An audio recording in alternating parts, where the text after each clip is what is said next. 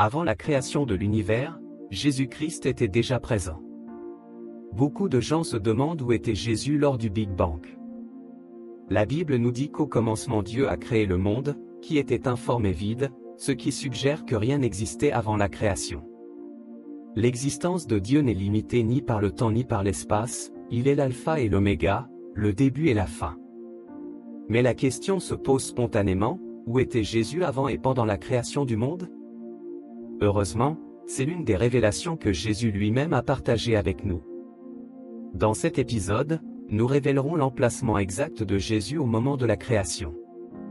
Si vous regardez jusqu'au bout, vous apprendrez également le caractère de Jésus-Christ et pourquoi il ne fait aucun doute qu'il est le Fils de Dieu. La révélation sur l'emplacement et la figure de Jésus-Christ est contenue dans le livre de Jean.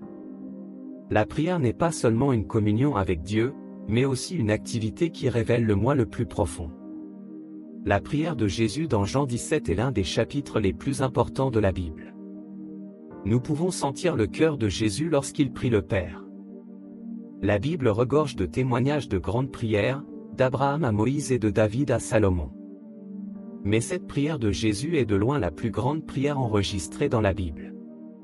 Selon le livre de Jean, chapitre 17, versets 1 à 5, Jésus a prié ainsi, « Père, l'heure est venue. Glorifie ton Fils, afin que ton Fils te glorifie.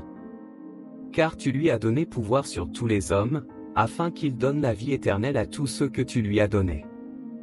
Or, ceci est la vie éternelle, qu'ils te connaissent, toi, le seul vrai Dieu, et Jésus-Christ, que tu as envoyé. Je t'ai glorifié sur terre et j'ai accompli le travail que tu m'as donné de faire.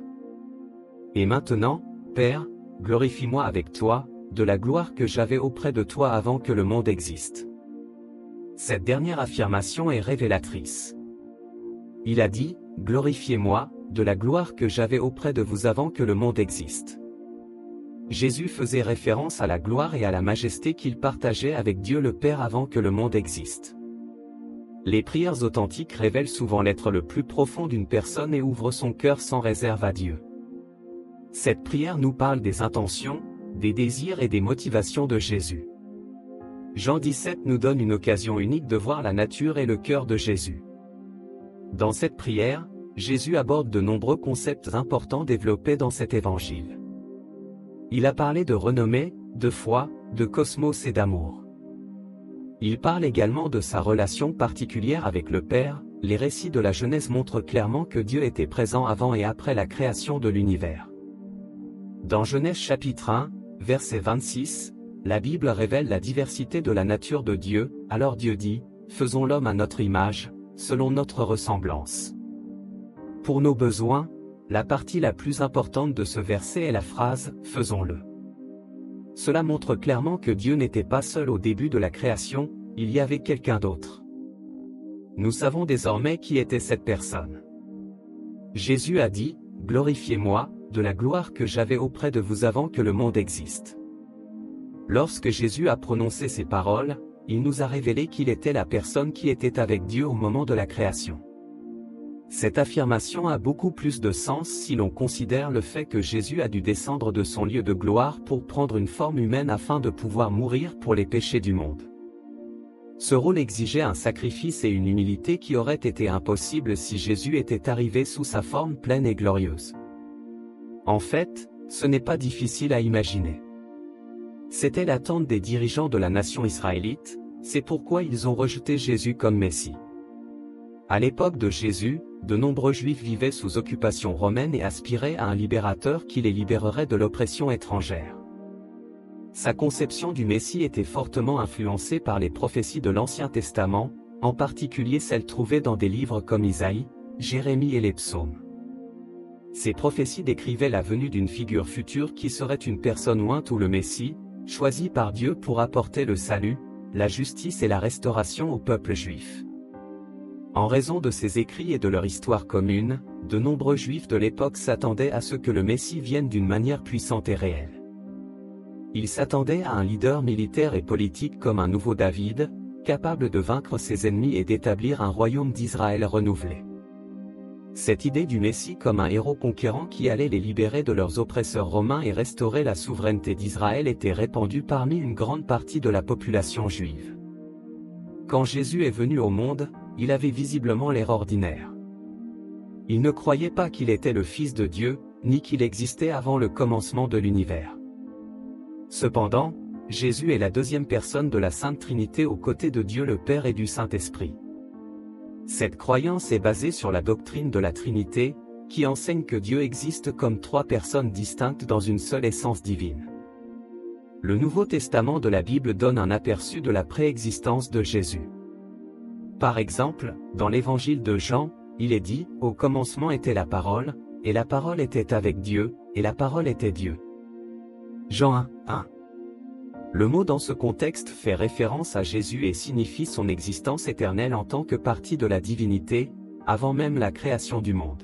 C'est une preuve supplémentaire que Jésus existait dans un état divin céleste avec Dieu le Père avant son incarnation en tant qu'humain sur terre. Jésus a été activement impliqué dans la création et est présent tout au long de l'histoire, avant même sa naissance en tant qu'être humain sur terre.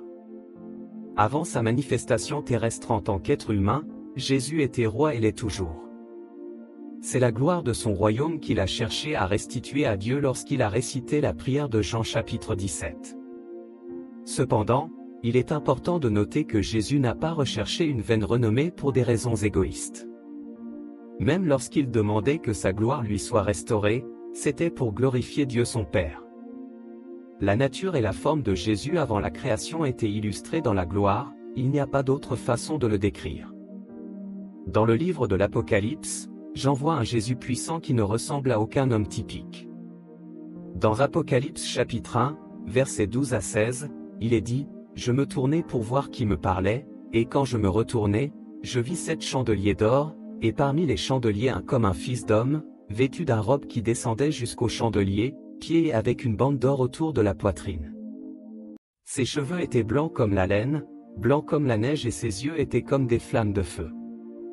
Ses pieds étaient comme un bronze brillant, raffiné dans la fournaise, et sa voix était comme le bruit de grandes eaux. Dans sa main droite, il tenait 7 étoiles et de sa bouche sortait une épée tranchante à 2 tranchants. Son visage était comme le soleil qui brillait dans toute sa splendeur. Jean était clairement conscient que l'être qu'il avait rencontré lors de l'Apocalypse était Jésus. Nous ne pouvons qu'imaginer ce qui s'est passé dans l'esprit de John lorsqu'il a entendu cette voix. La robe que Jésus portait dans l'Apocalypse représentait Jésus comme grand prêtre de son peuple.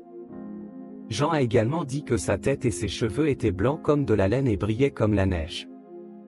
Dit-il, ses yeux omniscients scintillant comme une flamme de feu.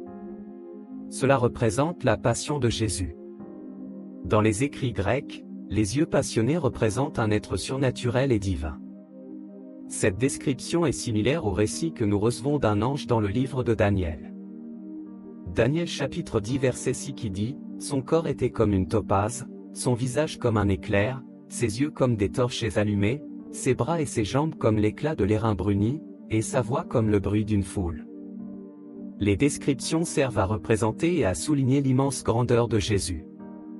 Même les 3 années que Jean a vécues avec Jésus sur terre ne l'ont pas suffisamment préparé au moment où Jésus lui apparaîtra dans sa majesté céleste.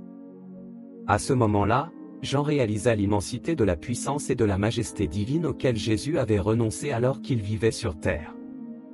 Le grand miracle dont nous ne parlons pas est que Jésus a réussi à cacher cette immense gloire et cette autorité alors qu'il parcourait la terre en tant qu'être humain. La forme décrite par Jean et Daniel est la véritable forme de Jésus avant et après la création de l'univers. Enfin, le titre de cet épisode fait référence à la théorie scientifique du Big Bang. En raison de contraintes de temps, nous ne pouvons pas prendre en compte la correspondance entre le récit biblique de la création dans la Genèse et la théorie scientifique du Big Bang. Regardez cette vidéo pour la grande discussion sur ce sujet. Le lien est dans la description. Merci d'avoir regardé. Dites-nous ce que vous pensez de cet épisode dans la section commentaires. Nous aimons apprendre de vous. N'oubliez pas de vous abonner, d'aimer et de partager cette vidéo. Dieu te protège.